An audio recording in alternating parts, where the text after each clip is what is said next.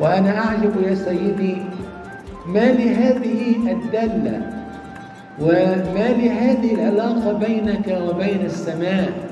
ما الذي بينك وبين إلهك يا سيدي يوسف حتى أنك تستقبل الإشارات السمائية وأنت قد صرت سمائي مثل السماء التي ترسل لك الإشارات؟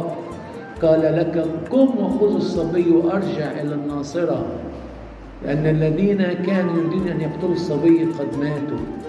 جئت يا سيدي مع العذراء ومريم وتربى الطفل يسوع في كنفك وفي رعايتك وعنايتك. أراك سيدي تخشى على حبيبك وحبيبنا من منشارك ومن شاكوشك ومن مساميرك، وأنت ربما لم تكن تدري أن من هذا الخشب سيصنع صليبا يرفع عليه حبيبك. لم تكن تدري أن من هذه المسامير إنها مسامير نموذج لمسامير أكبر.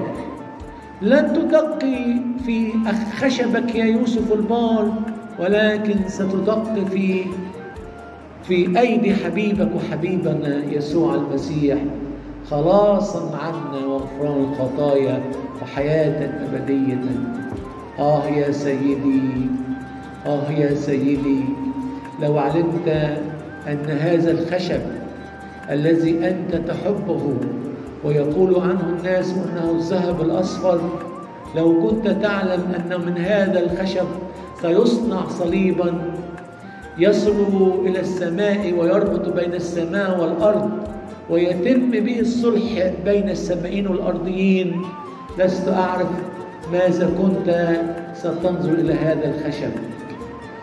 لعلك ربما، وهذا تأمل بسيط، هل كنت ستحاول أن تشتري كل الأخشاب لكي لا يصنع صليب من أخشابك؟ أم أراك كنت تقف أمام الخشب بإجلال ووقار وتقول أيها الخشب المبارك، سوف يصعد عليك ابن الإنسان ليتم الخلاص بالصليب ويصير الخشب أكثر بركة، وتصير هذه الخشبة أي الصليب علامة البركة والفرح. يا سيدي، كم كان يجول في فكرك هذه الخواطر.